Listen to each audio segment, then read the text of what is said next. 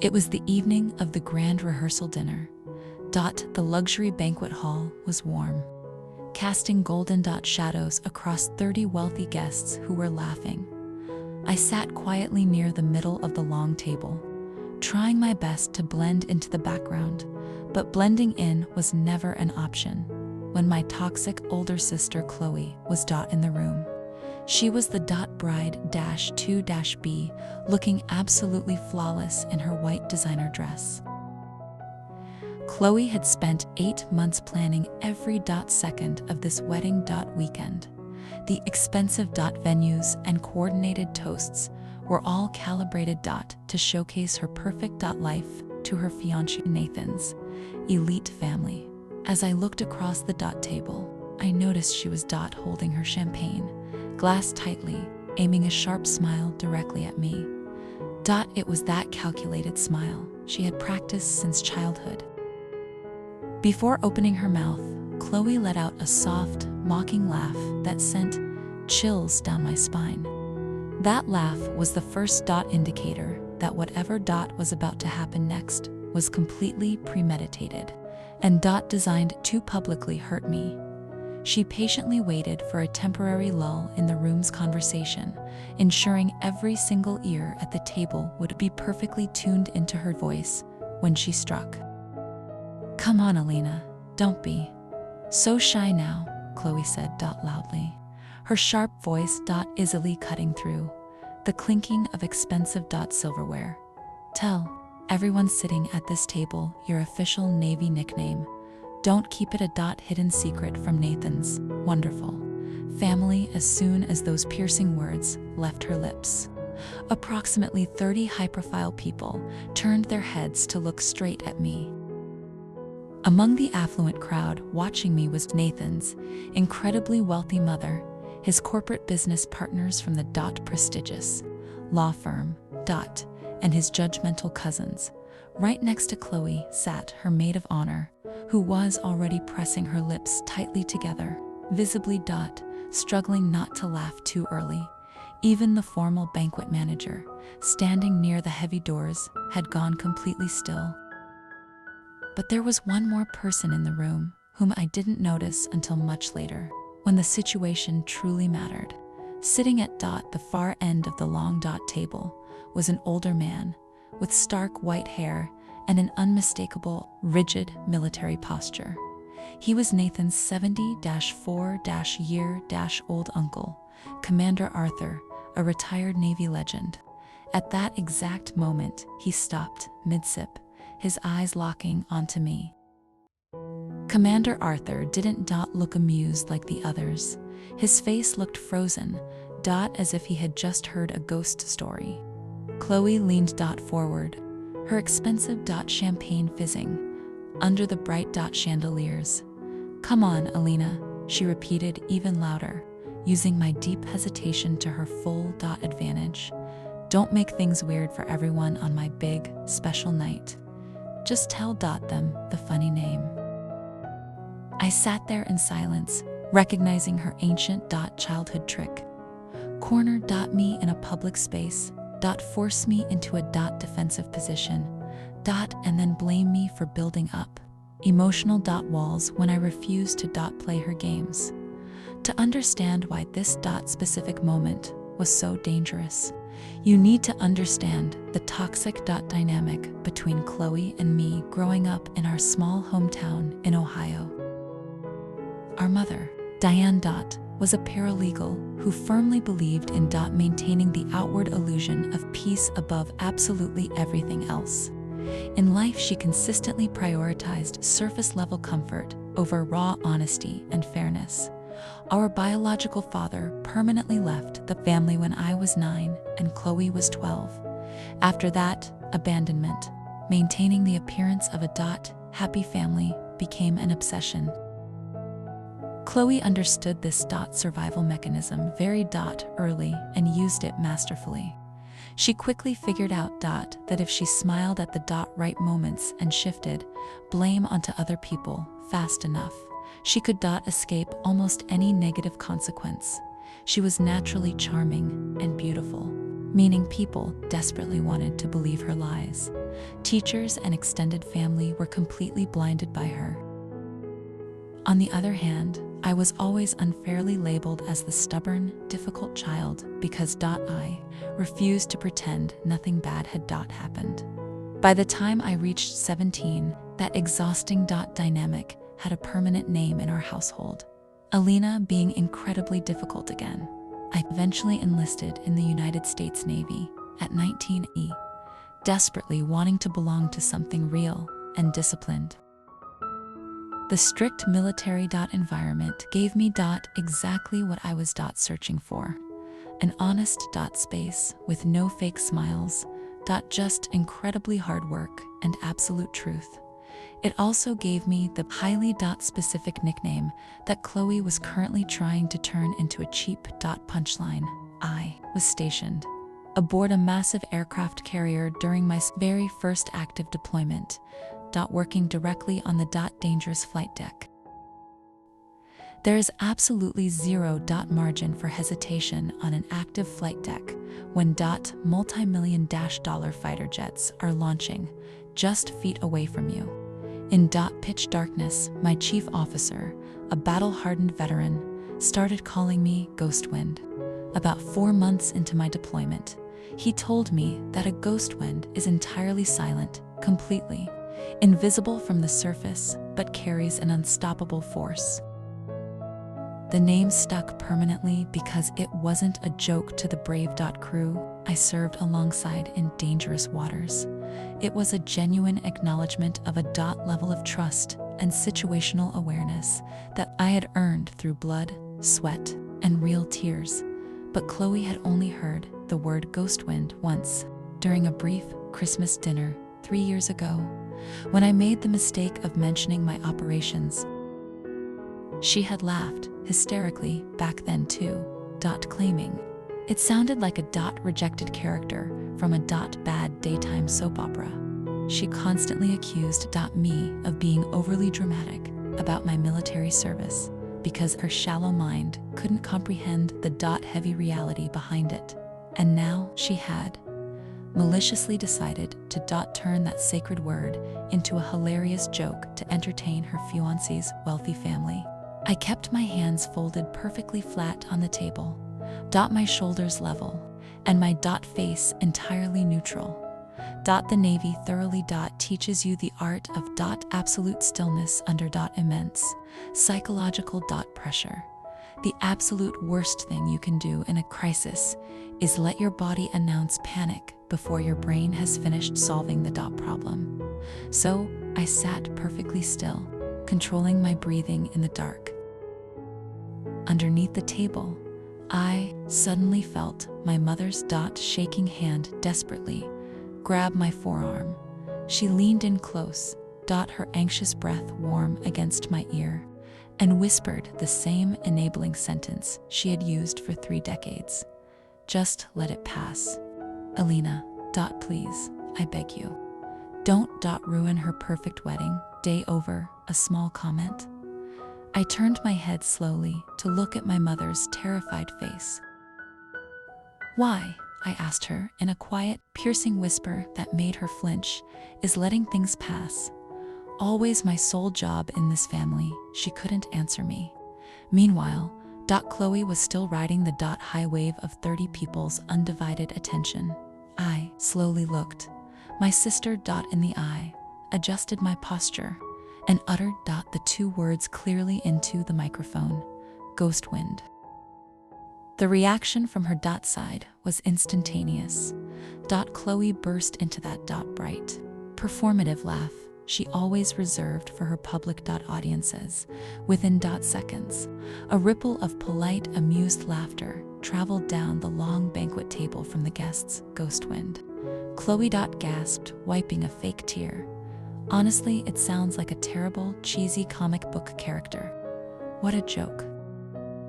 The corporate partners and Nathan's cousins absolutely loved that punchline, chuckling softly as they took sips of wine. I remained perfectly still, watching the storm happen around me, but from the far end of the table, the sound of a heavy glass touching the wood broke through The laughter, it wasn't an accidental clink. It was a deliberate, solid strike from Commander Arthur. The sharp scrape of the chair legs against the hardwood floor cut through the lingering laughter like a knife. Arthur stood up to his full height.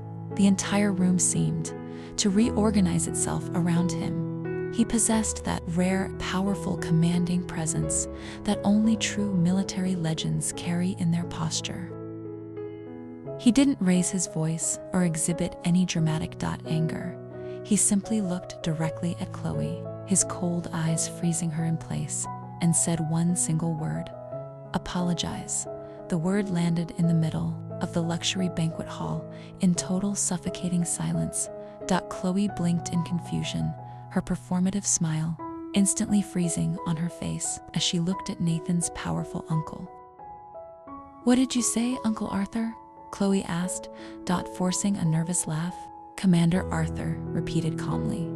The absolute lack of theatrics in his voice is what made the moment truly terrifying. Anger is an emotion you can easily argue with, but a cold, unwavering military command cannot be ignored. Chloe looked around the room for an ally. "ABC, Uncle Arthur, come on." It was just a harmless little joke, Chloe stammered, her eyes scanning the 30 faces at the table.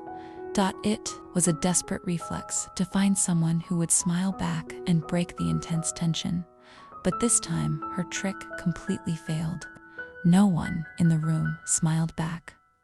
Nathan was looking at his uncle with a sudden expression of deep, serious understanding. Nathan's wealthy parents had gone completely straight and rigid in their chairs, while the cousins, who had been snickering 2 minutes ago, were now staring intently down at their laps. Chloe was left completely alone in the center of the cruel joke she had made. "I really didn't mean anything bad by it," she whispered, her voice dropping to a small, weak register I hadn't heard in years. Commander Arthur's jaw tightened visibly. That is exactly what cowardly people say when they want to inflict damage without taking any of the responsibility. He said coldly. Nathan just shifted weight in his chair, turning his head slowly toward the maid of honor. "Did Chloe plan this specific nickname joke before we sat down for dinner tonight?" Nathan asked in a quiet, controlled tone. The maid of honor went entirely pale, the word planned hanging heavily in the cold air. Nathan looked at her, his voice careful but demanding. "Please look at me and answer the question honestly." The maid of honor glanced at Chloe, swallowed hard, and finally confessed. "Yes, Nathan. She talked about it in the hotel room. She said bringing up the Navy nickname would kill with the crowd." The moment those words were spoken, the entire rehearsal dinner table went from quiet to absolutely freezing cold. Chloe's face began to crack in slow stages, the ease completely draining from her shoulders. As performance turned into panic, Nathan stood up from his seat slowly. He rose with the quiet finality of a man who had just made a major, life-altering decision about his future. "I need to step outside for a minute," Nathan said, his voice entirely devoid of anger. Chloe reached out, her hand shaking. "Nathan, you're walking out on our rehearsal dinner over a harmless joke." Nathan looked down at her, and that lack of anger is what completely broke her. It was the look of a man completely reassessing the true character of the woman he was about to marry. "I am stepping out because I don't want to say what I'm thinking in front of everyone," Nathan said. He turned to me, giving a polite nod. "Alina, I am truly sorry for this." He then followed Commander Arthur out of the grand double doors, which clicked softly shut behind them. Chloe was left standing at the front of the room, her perfect public facade completely shattered. One by one, without physically moving, the guests simply stopped, being her audience, turning away from her gaze. My mother sat there with her trembling hand clamped tightly over her mouth. Chloe slowly turned her head toward me, her face completely stripped of any performance. "This is absolutely unbelievable," she whispered, her voice cracking as she stared at my neutral expression. I picked up my water glass, took a slow, deliberate sip, and set it back down flat on the wood. "You knew I explicitly said no, Chloe," I said, my voice completely even. "I told you last week when you asked about using my military history.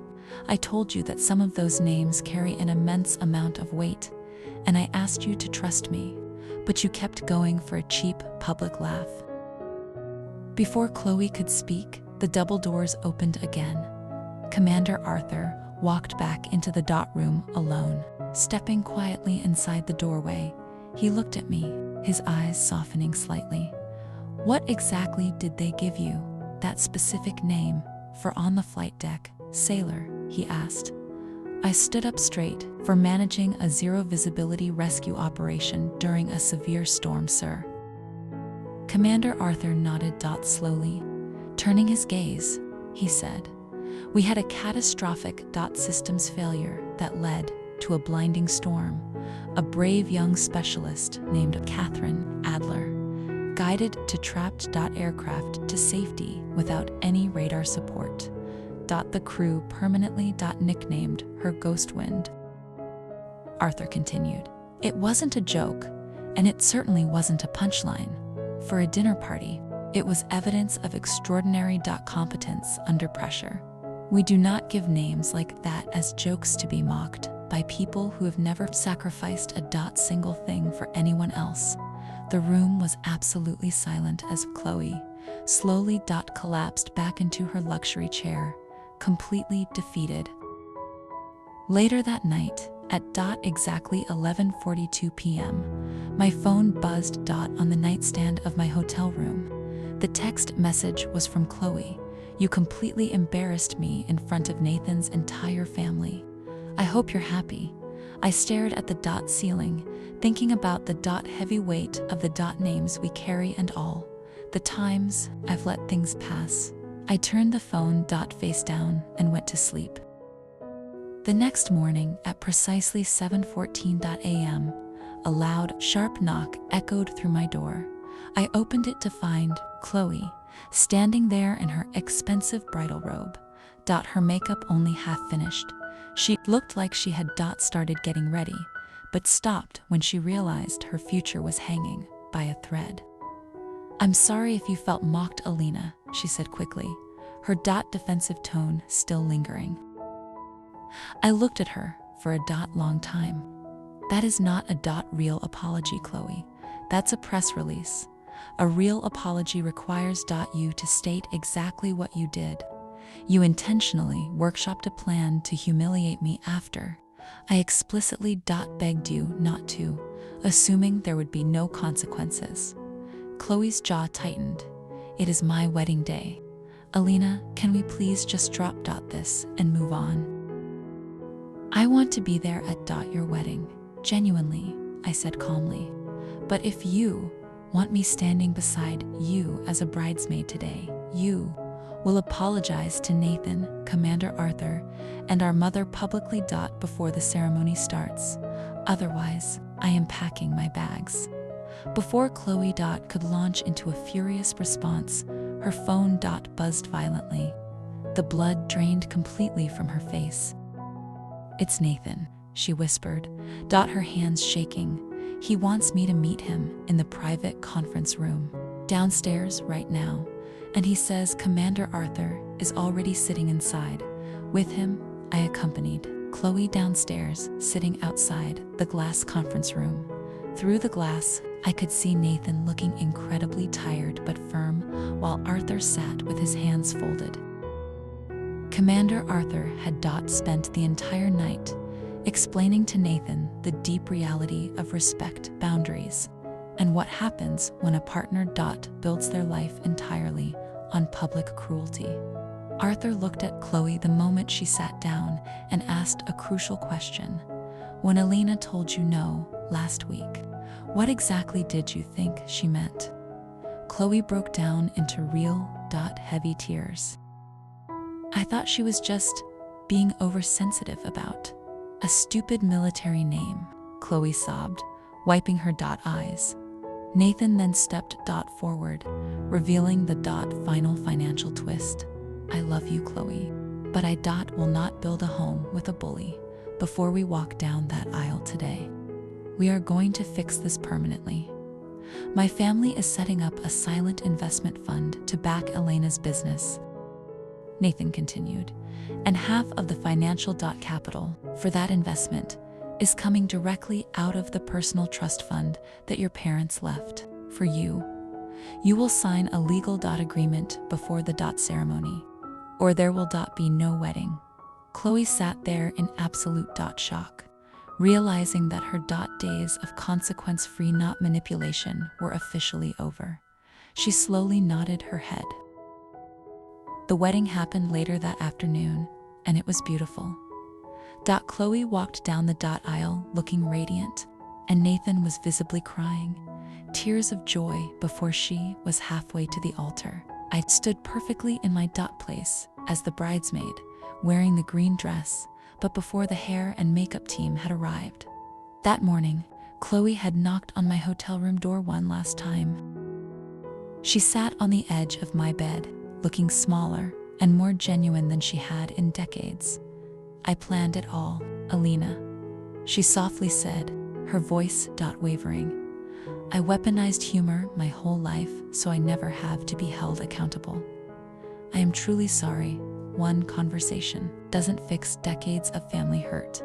But as I hugged my sister, I knew we were finally learning to be real with each other.